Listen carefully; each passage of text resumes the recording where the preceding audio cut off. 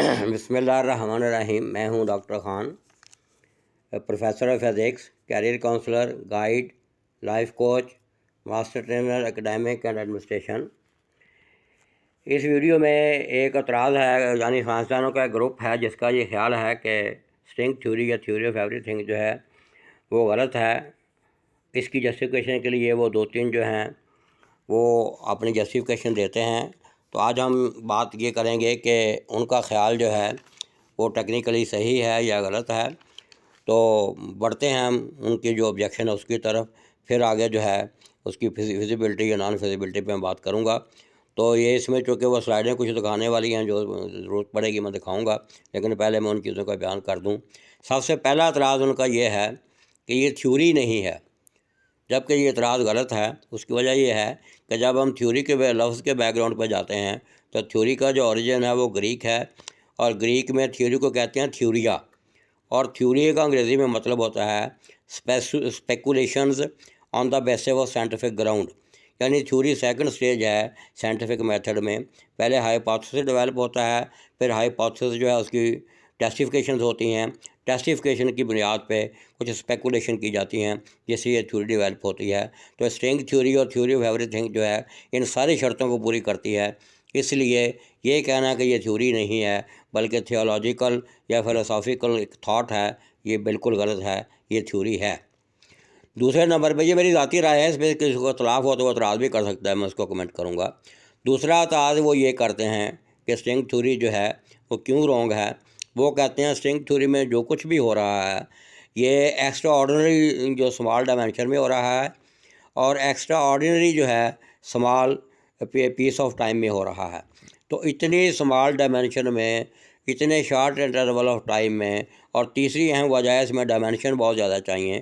تو یہ سارا کچھ جو ہے ایکسٹرا سمال سپیس میں، ایکسٹرا ٹائم، ایکسٹرا ڈائمینشن اور اس کی ایگزسٹنس جو ہے، اس میں یہ بہت ناممکن ہو جائے گا کہ جو کچھ ہو رہا ہے اس کی شیپس کیا ہوں گی، اس میں کون کون سی جیومیٹری انوالو ہوگی، اس جیومیٹری کو ہم کیسے کنسیڈر کریں گے۔ پھر اس میں کیونکہ کچھ بھی اگر ہونا ہے کائنات میں تو نیچر لاز کو بھی فالو کرے گا، اور نیچر چونکہ لاؤ سمیٹریز کو بھی فالو کرے گا۔ تو عام طور پہ اس اسٹیج پہ جا کے سمیٹری بریک ہو جاتی ہیں۔ جب وہ سمیٹری بریک ہوں گی تو اس کی جسٹیفیکیشن کیا ہوگی، یہ دوسرا ان کا اعتراض ہے، اور یہ بڑا اسٹرانگ اور ویلڈ اعتراض ہے۔ اس کا میں جواب دے چکا ہوں، چونکہ جو گاڈ ایکویشن جو ہے اس کو میری ویڈیو دیکھیے، اس میں اس کا جواب ہے کہ ایسا ممکن ہے اسٹیفن ہاکنگ کے آئیڈیا کے حوالے سے اور میلٹنگ کرسٹل کے حوالے سے۔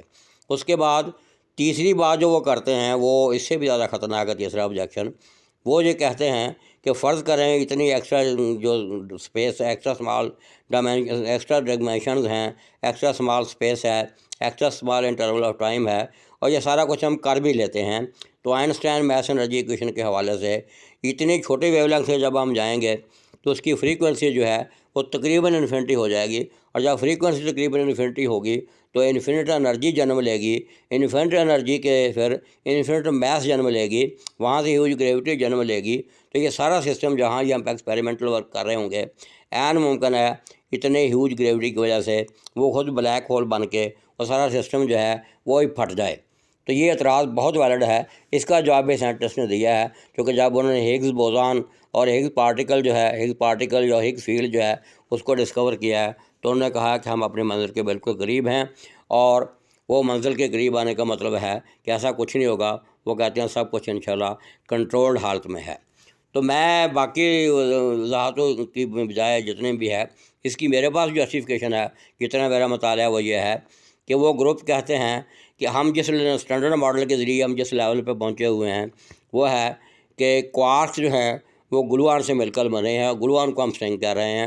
تو وہ کہتے ہیں کہ اس کا جب ہم ایکسپیریمنٹ کریں گے کہ دو کوارکس جو ہیں جو کہ کنفائن ہیں گلوان کی وجہ سے ایک باکس کے اندر جس کو ہم اسٹرنگ کہہ رہے ہیں، تو جب ہم ان کو ایک دوسرے سے الگ کریں گے، یعنی جب ہم دو کوارکس جو ہیں ان کو ہم کھینچیں گے اپوزٹ ڈائریکشن میں، تو ہوگا کیا کہ اس کے اندر جو گلوان ہیں وہ ٹوٹیں گی، اسٹرنگ جو ہیں وہ ٹوٹیں گی۔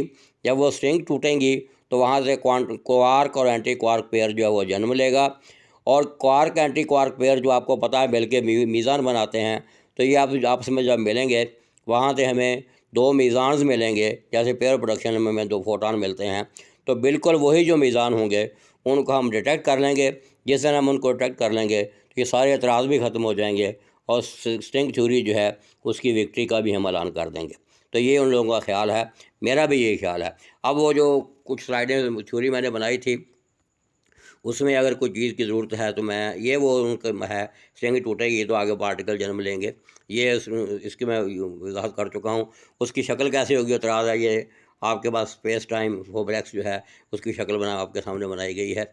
اور یہ اس تھیوری میں ہونی ہوتی رہتی ہیں، یہ ایکسپیریمنٹس کا میں نے اپنی ویڈیو میں ذکر کیا ہوا ہے.